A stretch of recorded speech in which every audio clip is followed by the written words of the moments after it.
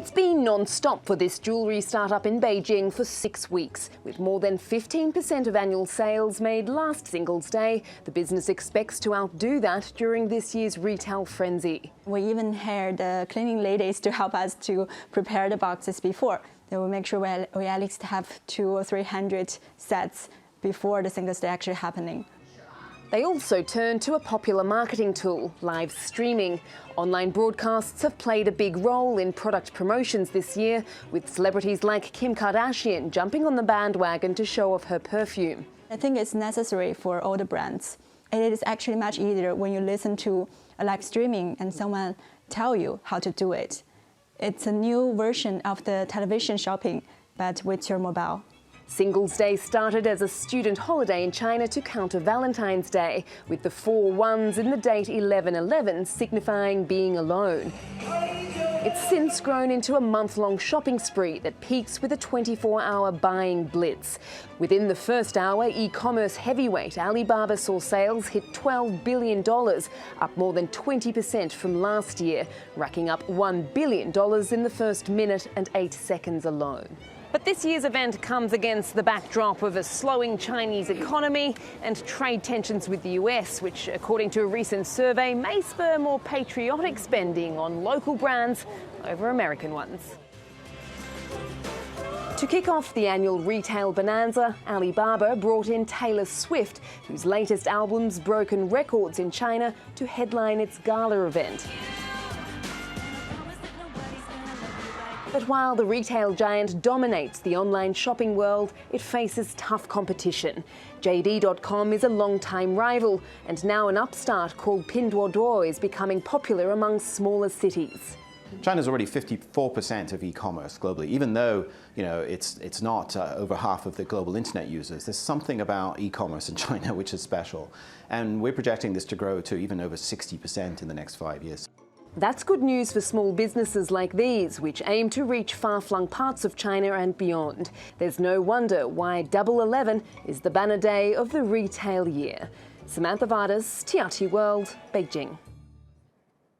And for more on this, Sebastian Hubert joins us now from Lucerne in Switzerland. He is a luxury industry researcher and a lecturer at the Lucerne University of Applied Sciences and Arts. He also once worked for Alibaba Hong Kong. Welcome back to the program, Sebastian. We have another record broken, more than $38 billion in sales in a 24-hour period. How does Alibaba and its websites continue to smash these records that it sets itself? Well, I mean, China has its very own e-commerce ecosystem, and Alibaba is an extremely strong player in that.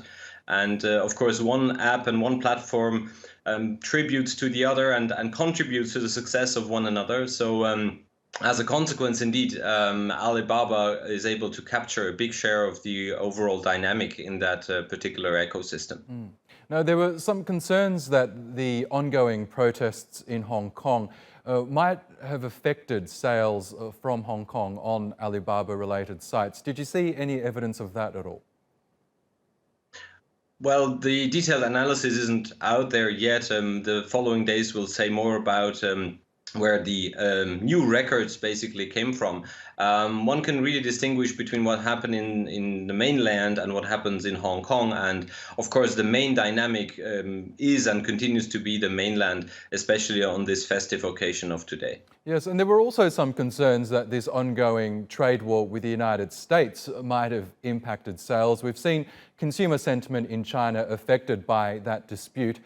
It doesn't seem to have really done much in terms of denting sales on Singles Day, at least, has it?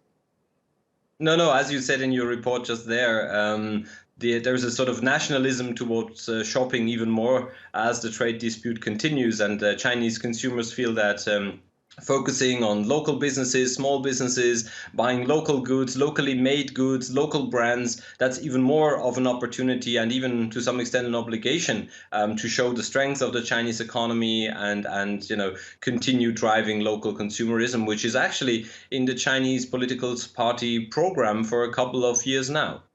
And the Alibaba founder Jack Ma, who came up with this Singles Day concept, we know he officially retired this year. There were also worries that that might have affected Singles Day or even affected the running of the company. But are you confident that Alibaba is in safe hands even without Jack Ma?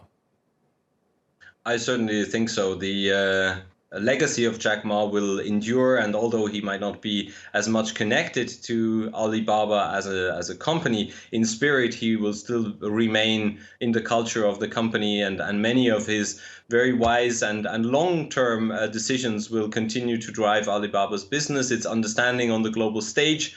And it's great to see actually that Jack Ma has now expanded his influence to other parts, to education, to research, all sorts of areas. And I think that will drive the business and keep on inspiring people at Alibaba to keep his legacy going, also in the business world. Okay, and as I mentioned, you once worked for Alibaba Hong Kong as manager of international business development. What did you learn about how the e-commerce giant operated? And keeping in mind, I guess you joined them in 2008, so that was quite a while ago. But were there any valuable lessons about how differently they operated from other firms? Oh, absolutely. Indeed, it was at the moment when Alibaba just went to the stock exchange in Hong Kong. And we were building the European, Middle East and Africa business out of the Swiss office. And indeed, it needed as much understanding on their side than on our side, how very different the e-commerce ecosystems were, that, data protection laws vary across country, both within Europe at that time and between Europe and China, of course. How the building of relationship with certain partners was going a different way, and that of course Alibaba came with a certain brand association to Europe, which was partly very positive because it opened up this Chinese market, but at the same time also with some skepticism on the data quality of the companies that were listed and some scandals of fraudulent behavior that were still circulating the company at the time. So it was a different sales talk, if I may say, than back in China, where the ecosystem was already quite well established and had a very positive overall image, indeed helping SMEs especially thriving in the new e-commerce space. Fascinating stuff. Sebastian Hubert, we'll have to leave it there, but thank you for your analysis on Money Talks.